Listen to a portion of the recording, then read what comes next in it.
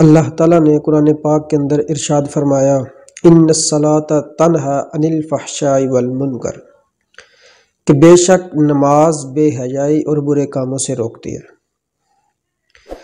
اب یہاں پر سوال یہ پیدا ہوتا ہے کہ ہم نماز بھی پڑھتے ہیں لیکن اس کے باوجود وہ برے کام اور بے حیائی ابھی تک ہم میں باقی ہے، وہ کیوں نہیں ختم ہوئی؟ اس کی کیا وجہ ہے؟ حالانکہ اللہ تعالیٰ نے تو قرآن پاک کے اندر ارشاد فرمایا کہ نماز بے حیائی اور برے کاموں سے روکتی ہے، تو پھر ہمیں بے حیائی اور برے کاموں سے رک جانا چاہیے تھا، لیکن نماز پڑھنے کے باوجود پھر بھی وہ بے حیائی اور برے کام ہم میں ابھی تک بھی باقی ہیں۔ اس کی وجہ کیا ہے؟ اس کی وجہ صرف اور صرف یہ ہے کہ جب تک بندہ خشوع و خضوع کے ساتھ نماز کو ادا نہیں کرے گا، اس وقت تک نماز بندے کو بے حیائی اور برے کاموں سے نہیں روکے گی۔ اب اس کی سب سے بڑی مثال ہمارے پاس حضور نبی کریم صلی اللہ علیہ وآلہ وسلم کے صحابی حضرت علی رضی اللہ تعالی عنہ کہ خشوع و خضوع کیسا ہونا چاہیے۔ تو حضرت علی رضی اللہ تعالیٰ عنہ کا ایک واقعہ ہے کہ حضرت علی رضی اللہ تعالیٰ عنہ کو ایک جنگ کے موقع پر آپ کو اپنی پنڈلی مبارک کے اندر تیر لگ جاتا ہے۔ تو جب آپ کو تیر لگ جاتا ہے تو صحابہ کرام آپ کا تیر نکالتے ہیں تو آپ کو تکلیف ہوتی ہے اور آپ انہیں منع کر دیتے ہیں کہ ابھی تک اسے ہاتھ نہ لگاؤ، مجھے تکلیف ہو رہی ہے۔ اور آپ فرماتے ہیں کہ ہاں اس وقت نکالنا جب میں نماز پڑھ رہا ہوں گا، تو اس وقت تم میرا تیر نکال دینا۔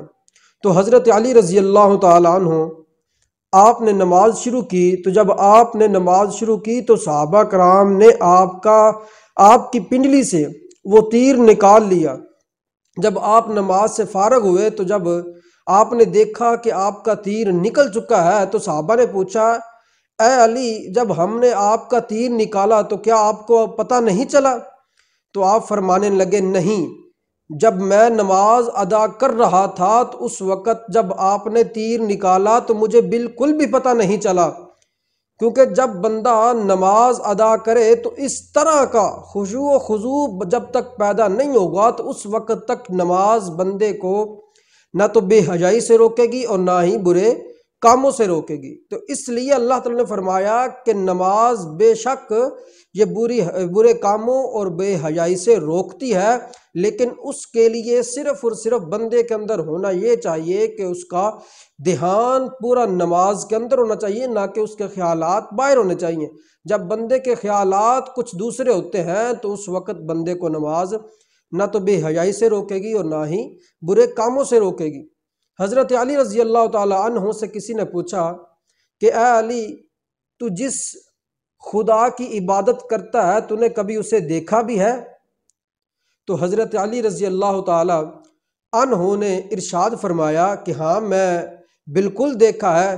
آپ فرمانے لگے کہ جب میں نماز پڑھتا ہوں تو جب میں سجدہ کرتا ہوں تو جب میں سجدے میں جاتا ہوں تو میں اس وقت تک کھڑا نہیں ہوتا جب تک میں اللہ تعالیٰ کو نہ دیکھ لوں۔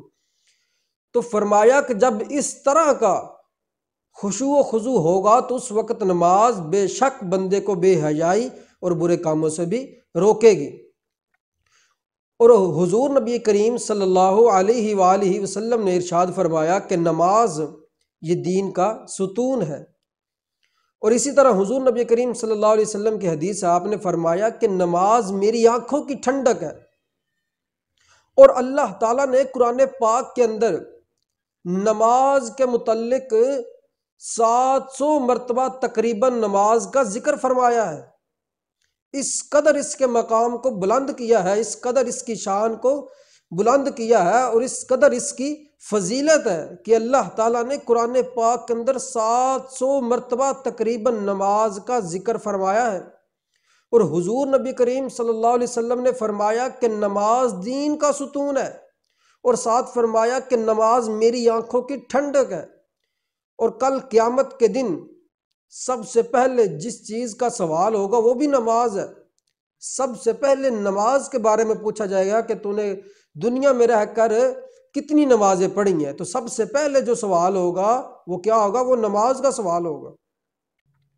حضور نبی کریم صلی اللہ علیہ وآلہ وسلم نے صحابہ کرام کو ارشاد فرمایا کہ اے میرے صحابہ، یہ بتاؤ، ایک شخص ہے، اس کے گھر کے سامنے نہر ہے، اگر وہ شخص اس نہر کے اندر روزانہ 5 مرتبہ نہاتا ہے تو یہ بتاؤ کیا اس کے جسم پر میل باقی رہے گی کہ نہیں؟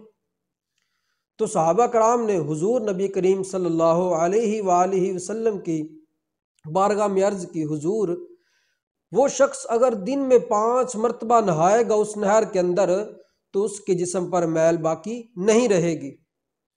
تو اسی طرح حضور نبی کریم صلی اللہ علیہ وآلہ وسلم نے ارشاد فرمایا، اے میرے صحابہ، جو بندہ دن میں 5 وقت کی نماز باجماعت ادا کرے گا تو فرمایا جس طرح اس کے جسم پر جو 5 مرتبہ دن میں نہاتا ہے اس کے جسم پر میل باقی نہیں رہے گی، اسی طرح فرمایا کہ جو بندہ دن میں 5 مرتبہ باجماعت نماز ادا کرے گا تو فرمایا کہ اس کے جو گناہ ہیں وہ بھی باقی نہیں رہیں گے، فرمایا کہ اس کے تمام گناہ اللہ تعالیٰ معاف کر دے گا، وہ بھی پاک ہو جائے گا۔